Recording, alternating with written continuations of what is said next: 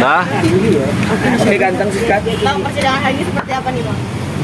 Ya, hari ini sidang pertama sudah dibuka, cuman yang kami sampaikan kepada majelis bahwa kami belum menerima undangan, dan ternyata setelah dicek undangannya dikirim bukan ke domisili kami, tapi ke tempat yang kami belum monitor.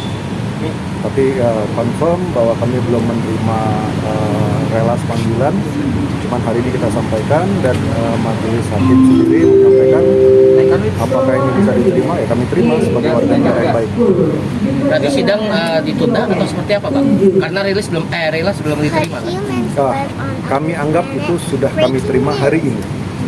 Kami terima hari ini. Tadi juga kami minta, karena kami belum dapat gugatan, kami juga minta gugatan diserahkan, dan hari ini diserahkan juga kepada kami. Oke, pemicu awal Rick mengajukan gugatan ini karena adanya dugaan penggelapan yang disebutkan oleh Mbak Tamara gitu kan Bang. Nah, mungkin bisa dijelaskan dulu Bang terlebih dahulu terkait penggelapan itu seperti apa Bang? Apakah TB tidak mendapatkan hak waris atau seperti apa Bang? Ya, selama 19 tahun Tamara sendiri tidak pernah diundang secara patut. Sementara aturan-aturan perseroan dijalankan itu ada kaidah-kaidahnya. Undang-Undang Nomor 40 Tahun 2007 tentang perseroan terbatas itu mengatur bahwa pemegang saham harus diundang setiap tahun untuk dibicarakan mengenai apakah perusahaan rugi atau perusahaan untung. Kalau rugi itu seperti apa, kalau untung seperti apa. Berdasarkan dari itulah kami menduga adanya diduga adanya tindakan penggelapan itu yang kami laporkan di ranah lain. Oke, tapi dari pihak Rick sendiri menyebutkan bahwa Tamara tidak pernah hadir ketika ada RUPS gitu Bang. Itu seperti apa? Bagaimana mau hadir kok, diundang aja enggak kok. Oh gitu, berarti nggak tidak mungkin. Ya nggak mungkin kita datang tanpa ada wadah yang jelas. Wadahnya itu diatur undang-undang yang mengatur. Oke, terkait pembayaran rumah sakit dari sang bapak almarhum ayahnya itu, bahwa saat itu ketika itu TB sudah berusia 20 tahunan gitu Bang, dan ada perjanjiannya untuk membantu membayarkan biaya rumah sakit, itu seperti apa Bang? Oke, perjanjian itu bukan pernyataan. Sekali lagi ya, perjanjian itu bukan pernyataan. Jadi pernyataan itu bisa dibatalkan kalau mau dibatalkan ya. Jadi pernyataan itu harus kita akan uji. Pernyataan itu harus ada perikatan selanjutnya. Jurisprudensi Mahkamah Agung mengatakan bahwa pernyataan itu bukan sebuah perjanjian. Tapi ada hitam di atas putih kan? Ada hitam di atas putih, pertanyaan yang lain. Hitam di atas putihnya itu dalam pernyataan itu tidak boleh di dalam tekanan. Kita bicara mengenai tekanan. Dibuat bulan November orang tuanya meninggal, ayahnya meninggal. Bulan Desember 2001 dibuat pernyataan. Secara psikologis saja itu belum 40 hari, ya kan gitu ya. Jadi masih dalam kondisi yang sangat duka mendalam. Tamara disodorkan untuk menandatangani, kita yang lagi kami uji nanti, kan begitu.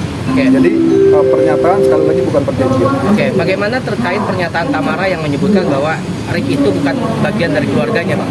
Itu seperti apa Bang? Oh, garisnya jelas ya, itu adalah abang tertua yang masih hidup. Iya, tapi di sosial media Tamara menyebutkan bahwa Rick bukan bagian keluarganya, hanya mengaku-ngaku. Itu seperti apa Pak? Oh, rasanya itu garisnya udah cukup ya. Oh, berarti pihak Tamara meralat dan membenarkan bahwa Rick itu bagian dari keluarga. Nanti bisa kita tanyakan kepada Tamara langsung ya. Tapi saya pikir garisnya sudah cukup jelas. Oke.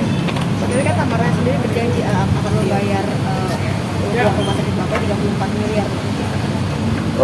Uang rumah sakitnya itu $100-an ribu dibagi dua, itu yang kami lihat di dalam gugatan ya. $100-an ribu dibagi dua, itu yang lagi kita masih mau uji seperti apa. Sekali lagi, pernyataan tidak boleh di dalam tekanan. Oke, berarti saat ketika itu Tamara masih muda berarti berada di bawah tekanan untuk membuat surat pernyataan itu. November bapaknya meninggal, Desember dibuat pernyataan. Belum 40 hari. Secara psikologis orang masih dalam kondisi sangat berduka. Yang kedua, pertanyaan lain adalah saudara berlima, kakak beradik berlima. Tamara adik paling kecil. Kenapa saudara yang membayarkan lebih dahulu uang rumah sakit tersebut datang hanya kepada adik bungsunya mereka? Kenapa begitu? Kenapa tidak kepada 3 yang lainnya? Kan gitu. Ini yang mesti kita tanyakan kan gitu. Kenapa hanya kepada dia saja?